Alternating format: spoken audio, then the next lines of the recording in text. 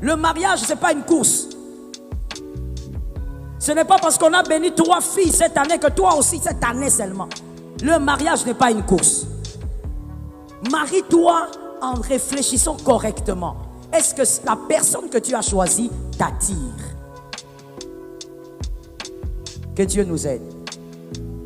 Le deuxième pilier, j'avais dit que c'était... Ah, tu me suis très bien, la reconnaissance. Vous écoutez comment est-ce qu'Adam parle, on sent de la satisfaction et il est reconnaissant envers celui qui lui a donné cette femme. C'est même ça justement l'adoration pour toute une vie. Et quand on dit l'adoration pour toute une vie, on n'est pas en train de dire que tu vas épouser l'ange Gabriel, que tu vas épouser l'ange Michel. La personne que tu vas épouser, même si on dit que c'est une très bonne femme, très bon monsieur, cette personne est imparfaite. Ça ne veut pas dire qu'il n'y aura pas d'imperfections. Il y aura des imperfections, mais vous saurez vous accorder. Tout le monde ne peut pas s'accorder avec tout le monde. Qui a entendu? Tout le monde ne peut pas s'entendre avec tout le monde. Je veux dire quelque chose, je veux que quelqu'un m'entende, que quelqu'un me dise j'écoute. Que quelqu'un me dise j'écoute. Vous savez, il y a des proximités qui créent des sourires, mais ça ne peut pas marcher dans le mariage. Je réexplique, ou je redis la phrase. Il y a des proximités qui créent le sourire, mais dans le mariage, ça ne peut pas marcher. Vous êtes ensemble dans le département de l'intercession. Supportez-moi les intercesseurs. Aujourd'hui, c'est vous. Vous êtes ensemble dans le département de l'intercession et vous semblez très bien ensemble. Vous riez. Quand vous êtes ensemble, tout le monde dit « Oh là là, ils sont mignons ». Vous voyez le sourire là, c'est parce que vous n'êtes pas encore marié. C'est parce qu'il n'y a pas la proximité du mariage. C'est parce qu'il y a une proximité de quelques heures. Mais si vous vous mariez, ça ne va pas marcher. Il y a des gens qui commettent l'erreur en disant « Nous nous entendons bien à l'église, dans la chorale. » Ah, surtout la chorale. Là-bas aussi, il y a des cas. Dans toutes les églises du monde, il y a des cas là-bas. J'ai l'habitude de dire, ils ont l'onction de David. Que Dieu vous délivre. Celui qui a entendu, a entendu. Dans la chorale. Non, vous voyez, on s'entend bien. Même quand on prie ensemble. Ce n'est pas parce que vous vous entendez bien à l'église que vous serez forcément bien mari et femme. On peut bien rire ensemble pendant des heures sans être bien ensemble pour des années. Je réponds ça pour celui qui est intelligent. On peut bien être ensemble pendant des heures, rire harmonieusement pendant des heures, mais sans être fait pour être ensemble pour des années. C'est l'erreur que plusieurs jeunes ont commis. Et aujourd'hui, je ne sais pas, les autres pasteurs, ce qu'ils ont remarqué, mais moi, ce que j'ai constaté avec les couples, les jeunes couples que je reçois, jamais comme avant, il y a des divorces au milieu de la jeunesse. Des jeunes, même pas 5 ans, ils divorcent. Et divorce sérieux. Ce n'est pas divorce des blagues. Sérieux, chacun se sépare. Incroyable. Pourquoi? Parce qu'on n'a pas respecté le choix intelligent. Ce n'est pas parce qu'on rit ensemble en rentrant à la maison sur la moto. Elle se met au milieu, toi tu es derrière. Vous riez tout au long jusqu'à l'arrivée qu'elle sera forcément une bonne femme pour toi. Que l'Éternel t'aide. Et donc, voilà pourquoi dans ce domaine, il faut absolument associer la prière. Il faut que le Saint-Esprit te rende capable aussi de voir ce que les yeux ne peuvent voir. Le Saint-Esprit doit être pour toi un grand soutien. Je veux dire à un homme ceci, que les hommes me donnent un amen. Voilà, ça c'est l'amen vraiment. Je dis ceci. On a constaté quelque chose en Afrique, c'est que les hommes prient moins pour le mariage. Ce sont les femmes qui prient beaucoup. Alors que mon frère, si toi tu épouses une mauvaise femme, ta destinée est bousillée. Si tu épouses une mauvaise femme, même ta vie avec ta famille est bousillée. Si tu épouses une mauvaise femme, tu vas nourrir des enfants, mais ces enfants finiront un jour par devenir tes adversaires. Tu as beaucoup à perdre, monsieur. S'il y a quelqu'un qui doit pleurer pour le mariage, ce sont les hommes. Tu dois pleurer pour que Dieu, Christ te fasse grâce, que tu fasses un choix intelligent. Est-ce que quelqu'un m'entend? Un chef peut être un bon leader, mais s'il n'a pas de bons suffistes, il est fini. Son leadership n'aura pas de couleur. Un bon leader, c'est celui aussi qui a des hommes capables derrière lui pour rendre le travail. Sinon, ton leadership n'aura pas de sens. Et toi, monsieur, tu es chef d'une famille. Même si tu n'es pas encore marié, tu deviendras chef. C'est toi le chef de la famille. Tu dois donc te rassurer que la personne que tu prends dans ton bateau ne va pas sauter du bateau avant le temps. Que la personne que tu prends dans la barque n'aura pas peur du vent violent de ta vie. Que l'Éternel aide quelqu'un. Le troisième pilier, c'était quoi? La révélation. Écoute-moi très bien, mon frère. Tu dois savoir que le mariage, le choix, avant même d'arriver au mariage, le choix que tu fais ne doit pas t'amener à régresser. Tu ne peux pas faire un choix, mademoiselle, qui t'abrutit. Tu ne peux pas faire un choix qui te fait reculer 5 pas, 10 pas en arrière. Le monde a dit reculer pour mieux sauter. Mais dans le mariage, ça ne s'applique pas toujours. Parce que tu vas reculer, tu épouses un homme, tu avais déjà certaines valeurs, tu avais déjà une certaine perception de la vie, mais tu épouses un homme qui te fait reculer. Tu épouses un homme qui t'abrutit. Tu épouses un homme qui vient dans ta vie, mademoiselle, que les demoiselles me donnent un amen. Que je parle d'abord à ces demoiselles-là. Tu épouses un homme qui vient. Tout ce que cet homme a, ce sont ses habits.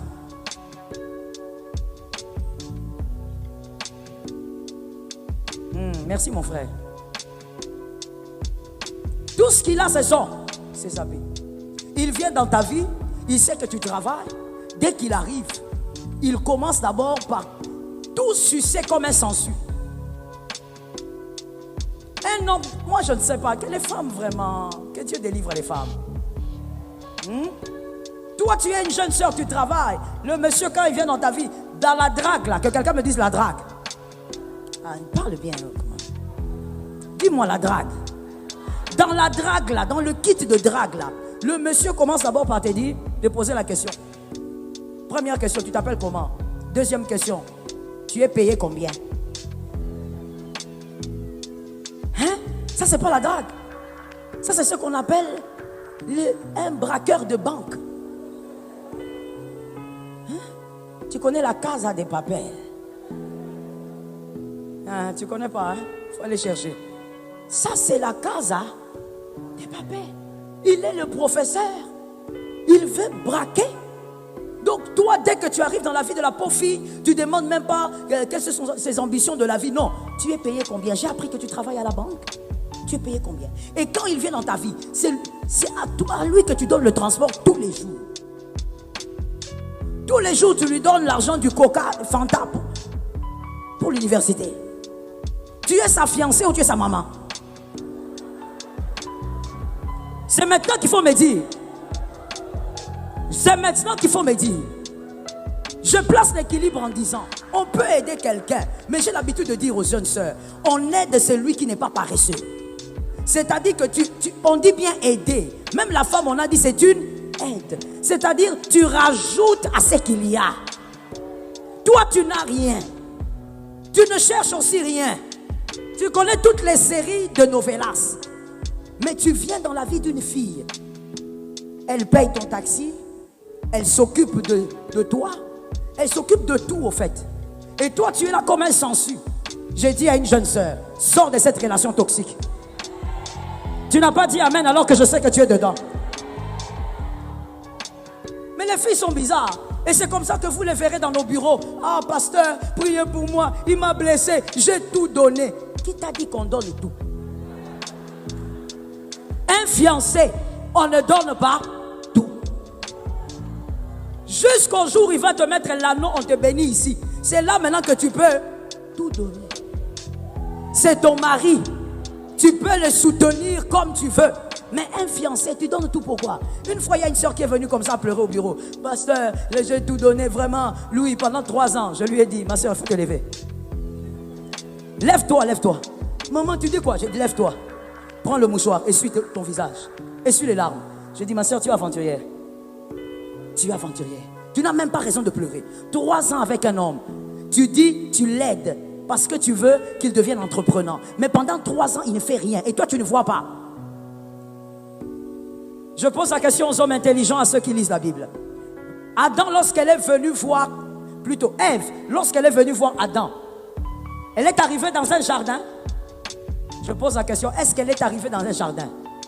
D'accord. Est-ce que dans ce jardin, il y avait tout? Oh, pourquoi tu hésites comme ça? Tu lis la Bible, non? Dans les jardins, il y avait tout. Même les animaux. Même de l'eau. Maintenant, vous voulez quoi? Qu'est-ce que vous voulez? Parce que même quand on veut voir les principes de Dieu, la perception de Dieu, on rentre à Genèse. On rentre vers les commencements. Il y avait tout. La femme est venue, l'homme avait tout. Il commençait même à nommer les animaux. Mon frère, toi tu ne nommes rien, même pas une radio. Tu vas où?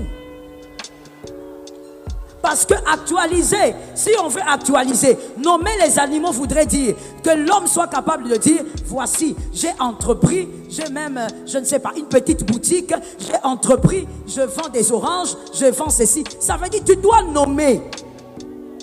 Comment toi tu veux dire voici cette fois-ci alors que tu n'as pas nommé les animaux? Commence par nommer. J'ai dit à une fille, le code de cette année, retiens bien mademoiselle. Quand un homme vient chez toi, tu lui demandes, tu as nommé quoi? Tu as nommé quoi? Faut pas me compliquer la vie.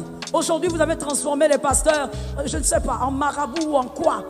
Tu vas là-bas, tu te maries, tu as des problèmes difficiles. Quand tu viens, Dieu révèle que cette fille a des problèmes parce qu'elle n'a pas respecté certains principes. Quand on demande la question à la fille c'est elle-même qui s'est mariée. Tu n'as pas compris, hein? Je t'explique. L'argent de la dot là, c'est la fille qui a donné. Tu dis, oh, mais tu es là. Ah, mon pasteur, moi je connais ces filles-là. Elles sont comme ça. Tu es là, l'argent de la dot. Tu crois que c'est ça l'amour? Non, il traverse des moments difficiles. Alors moi, prends $3000, mets à côté pour la dot.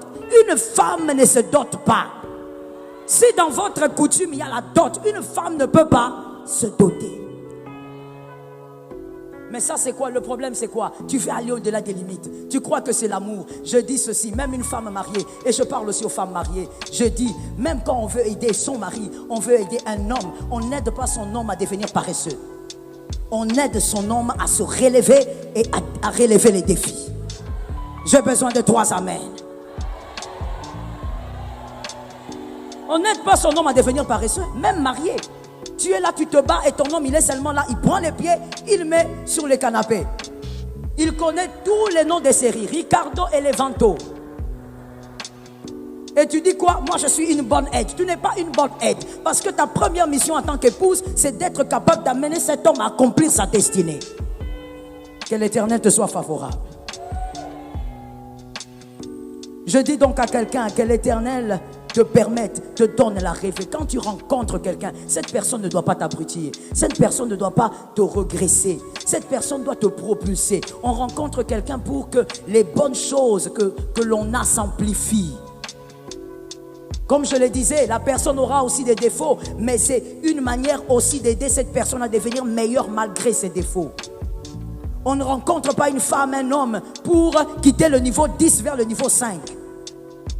Et tu dis, non c'est comme ça, c'est toujours dur. Mon frère, pourquoi tu es dans des logiques un peu bizarres? David c'est David. Salomon c'est Salomon. Celui qui comprend cette logique peut aller de l'avant différemment. David a commencé derrière les brebis. Salomon n'a pas commencé derrière les brebis. Salomon, lui, il a commencé sur le trône. Chacun a sa destinée. Ton grand-père a commencé, bah, tu n'es pas ton grand-père. Oh. Les concernés sont venus. Cette logique-là, il faut être délivré de ça. Non, vous savez, tout commence tout petit. Ça dépend. Le petit de Salomon n'est pas le petit de David. Ça dépend. Et tu n'es pas obligé de commencer comme ton père avait commencé. De commencer avec les chaises, je ne sais pas, vertes là ou quoi là. Tu n'es pas obligé. Tu as ton parcours, tu as ta destinée. Tu peux commencer à 10, tu peux commencer à 20. J'étais en train de parler à quelqu'un. Tu peux commencer à 30. Tout dépend de ta détermination, de ta foi. Est-ce que quelqu'un m'entend? Tu dois refuser de rencontrer quelqu'un. Même toi, tu aimais la Bible, tu avais une certaine avancée, même par rapport aux choses de Dieu. Mais tu trouves quelqu'un qui te ramène en arrière. Qui commence à te dire tout le temps à l'église, là-bas, vous faites quoi là-bas? Est-ce que tu crois que ça va faire quelque chose? Ça, c'est quel genre de personne? Qui te ramène en arrière? Vous avez répétition, toi tu es zélé pour la répétition. Elle, quand elle vient, elle te dit, ah viens, on va aller à la plage. Vous allez aussi là-bas au fleuve, là-bas, on vous attrape. Une personne comme ça. Une personne qui t'a trouvé, tu aimes le travail, tu es un bosseur, monsieur, tu as ton travail, tu entreprends aussi à côté. Mais cette femme, quand elle vient dans ta vie, elle commence à te sucer. Lundi, tissage, mardi, make-up, mercredi, jupe, jeudi, taxi. Depuis qu'elle t'a rencontré, elle ne prend que des taxis express. Même tes économies, elle commence à y toucher. Les lundis, c'est la maman qui est malade. Mardi, c'est la grand-mère. Mercredi, l'arrière. Tu commences à sortir tout. Pourquoi? Parce que tu as quelqu'un qui ne veut pas avancer, mais qui veut te ramener en arrière. On ne fait pas un choix qui regresse. On fait un choix qui vous propulse. Ça tombe sur ta vie au nom de Jésus. Tu dois faire un choix qui te propulse. Tu étais à zéro, tu montes. Vous savez, je vais ouvrir même une parenthèse pour dire, quand on parle de propulser, on parle même de cette amplification intellectuelle. Tu ne peux pas faire un choix. Toi, monsieur, tu as des ambitions. Tu dis, voilà, tu fais un petit commerce parce que tu veux payer tes études. Tu n'as personne pour le faire, mais tu veux arriver jusqu'à avoir ton doctorat un jour. Tu veux être peut-être professeur en droit. Tu te bats pour ça. Tu as des ambitions. Mais tu rencontres une fille qui te dit, les études là, c'est quoi? Ça fait quoi? Moi, mon papa n'a pas étudié. Si ton papa n'a pas étudié, c'est ton papa. Lui, il veut aller jusqu'au doctorat.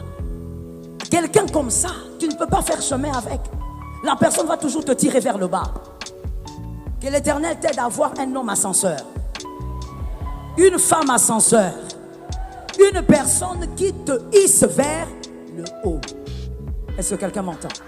Une personne qui est capable de te prendre et de te faire monter, même intellectuellement parlant. Merci beaucoup. Si vous avez des questions, vous pouvez déjà les écrire et les protocoles vont nous aider à les récupérer. Vous écrivez vos questions si vous en avez. Tu dois prier pour que tu ne rencontres pas quelqu'un qui te déforme négativement, te déforme totalement. Même ta famille se rend compte que tu n'étais pas comme ça. Lorsque tu étais seul, tu étais très propre. Depuis que tu as rencontré cette fille-là, tu es devenu sale. Ah, mais vous riez, mais c'est vrai, il y a des jeunes qui vivent ça. Fiancé, il est devenu sale. Il fait 3 jours, il ne se lave pas. Sa fiancée elle-même, elle fait 7. Elle bat le record. Et même, ils aiment les odeurs qui sentent là. Ils se sentent très confortables dedans. Ils se font des compliments. Ils sentent bon. Ta maman ne t'avait pas éduqué comme ça. L'éducation de ta maman, tu étais poli, tu savais dire pardon, t'excuser. Tu as rencontré une fille. Est-ce que je parle ou je vais choquer? Ah, lui, il a bien répondu, il a dit choquer. Moi, j'aime ça. Je choque, je réchoque. C'est comme tu veux, mon frère. Si tu es fâché, c'est pas toi qui m'as invité. J'ai dit ceci. Toi, tu vas épouser une femme. Ta mère t'a bien éduqué, monsieur. Mais tu vas prendre une femme sauvageonne. Ça veut dire, elle ne sait pas dire pardon aux gens. Elle ne sait pas s'excuser. Elle ne sait pas dire merci. Elle ne sait pas même dire bonjour quand elle arrive dans la répétition. Ça veut dire, tu as l'impression...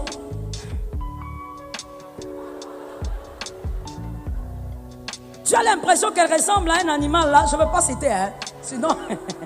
Là, un animal là qu'on voyait généralement quand on était petit là, qui avait une tête rouge. C'est toi qui as dit. Elle est là comme ça. Elle croit que c'est ça, être quelqu'un. Ça veut dire, elle a les bonnes mœurs, la bonne éducation à la poubelle. Toi, tu vas rencontrer une fille comme ça. Pourquoi? Parce qu'elle est très belle. Pourquoi? Parce que maman, je me sens bien avec elle. Elle me fait rire. Une fille qui prend l'éducation de ta mère et qui écrase ça. Ta mère t'a laissé à un stade. Prends une femme qui va te faire monter. Ah, je n'ai pas entendu les amens. Prends une femme qui va te faire monter. Une femme, même dans l'église ici, même les anciens savent que celle-là ne salue pas les gens. Elle ne salue, voilà. Elle dit c'est l'autorité. Elle a l'autorité féminine. Quand elle vient là, tu la salues, bonjour maman.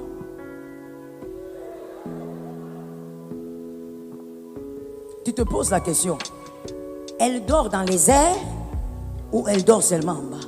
Mais quand on va finir aussi les cultes, tu vas la voir là grimper sur la moto. Donc tu ne comprends pas. Toute cette fierté-là, c'est pour quoi? Des fois, ce n'est même pas un problème d'orgueil, c'est un problème d'éducation. Il y a manque d'éducation. J'ai l'habitude de dire, mon frère, on n'a pas eu tous les mêmes grâces dans la vie. Si toi, ta mère est morte très tôt, ton père est parti tôt, que l'église te donne ce que les parents n'ont pas donné. Ton amen est faible. Que l'église complète ce que les parents n'ont pas donné. Tu n'as pas su avoir l'éducation par ta mère, mais l'église peut te donner cela. Par les enseignements, l'église peut te façonner. Mais tu dois accepter d'être façonné et connaître tes vices. Tu ne peux pas prendre une fille qui te régresse. Une fille qui t'a trouvé en bonne relation avec ton pasteur. Et c'est toujours bonjour papa. Tu l'appelles, il t'appelle. Et la fille qui vient. Pourquoi? Pourquoi tu dois tout lui dire? Pourquoi? Il est qui? Et c'est cette fille-là que toi tu aimes. Je veux te dire quelque chose. Je peux parler? Je peux parler? Je donne un conseil aux hommes. Quand tu constates que tu es avec une sœur dans les relations de fiançailles ou d'observation, fais attention lorsque cette sœur est pressée, que tu la touches. Fais attention. Toi, tu n'as pas ces intentions-là, tu te bats avec au nom de Jésus, je vais vaincre la chair. Mais quand vous sortez d'ici, vous voyez le couloir noir là que vous avez là. Elle t'amène toujours vers le noir. Viens, je viens m'accompagner. Non chérie, on va là-bas. Non, viens ici. Elle veut t'amener toujours vers les ténèbres. Pourquoi? Pour lever l'essence en toi. Et quand vous êtes dans les ténèbres, elle s'arrête. Ouh, j'ai mal aux pieds. Tout ça pourquoi? Elle veut que tes mains passent quelque part. Attention, c'est une fille qui veut te piéger par le sexe. C'est une fille qui veut te piéger par la sexualité. Elle voudrait que cette sexualité soit pour toi une prison. Il y a des hommes qui sont incapables de se séparer de leur fiancé simplement parce qu'il y a eu une sexualité qu'il est incapable d'oublier. Oui papa, il faut donner un amen. Les autres là, ils font semblant. Il y a des hommes ici, vous êtes incapables de quitter cette fiancée. Tu as vu déjà ses erreurs. Tu as vu déjà que cette fille, même dans ta famille, elle n'a pas vraiment le langage qu'il faut. Mais tu es piégé quand tu penses à la manière dont vous avez des relations sexuelles et que vous vivez d'ailleurs dans le péché. Tu as du mal à la quitter parce que cette fille-là t'a montré 45 manœuvres. Regarde comment tu fais semblant. Et il est là comme ça. Un vieillot dans ces choses-là comme toi. Tu es incapable de la quitter. Je dis, ce n'est pas le thème d'aujourd'hui, mais c'est une parenthèse. La sexualité est une grande clé qui ferme et qui ouvre. Ce n'est pas pour rien que la Bible dit que ça soit dans le mariage exclusivement. Je sais qu'aujourd'hui, les jeunes, vous considérez que bon, c'est juste le coup d'un soir. Nous sommes adultes, on s'est fait plaisir et puis on se sépare. Mais vous ne savez pas combien d'impact ça spirituellement dans vos vies. Je ferme la parenthèse, ce n'est pas le thème d'aujourd'hui. Que Dieu t'épargne de ces choses. Vis dans la pureté au nom de Jésus. Je donne les critères de choix. Je ne pourrais pas finir, mais écris ça comme ça. Je donne maintenant le critère d'un choix intelligent après avoir compris les 3 colonnes. Le premier critère d'un choix intelligent. Vous devez savoir qui vous êtes et où vous allez. Pour bien choisir, tu dois savoir qui tu es. Et où tu vas. Adam a dit, voici cette fois-ci, l'os de mes os, chair de ma chair. Adam savait donc que lui était chair, il avait besoin de la chair. Il était os, il avait besoin des os. Comme je l'ai dit tout à l'heure, c'est une révélation parce que qui avait enseigné à Adam l'anatomie? Personne. comment savait-il? La chair, oui, il pouvait voir sa chair. Il savait qu'il avait de la chair. Mais comment savait-il qu'il avait des os? Qui l'avait enseigné ça? Personne. Mais Adam savait qui il était. Par la révélation, il savait qui il était. Pour bien choisir, le premier critère, c'est que tu dois savoir qui tu es. J'ai l'habitude de dire, quand on fait quitter Kinshasa pour New York, on ne va pas prendre l'hélicoptère. Tu vas tomber dans les fleuves Congo. Si tu quittes Kinshasa pour New York, tu dois prendre un grand avion. Pour choisir le type de moteur qui doit entrer dans ta voiture, tu dois connaître quel type de voiture tu as. J'explique ça autrement. Pour connaître quel type de batterie il faut acheter pour ta voiture, tu dois connaître quelle est la puissance de ta voiture. Pour aller à la station, tout ça je suis en train de donner des éléments, j'espère que chacun est en train de se recadrer. Pour quand tu veux recharger ton réservoir, tu dois savoir c'est essence ou... Si tu ne sais pas, on te demande même essence, gasoil, toi tu es là, tu gardes la voiture. Vous êtes sur Jésus sur ta vie. Jésus sur sa vie, la fréquence des prédications.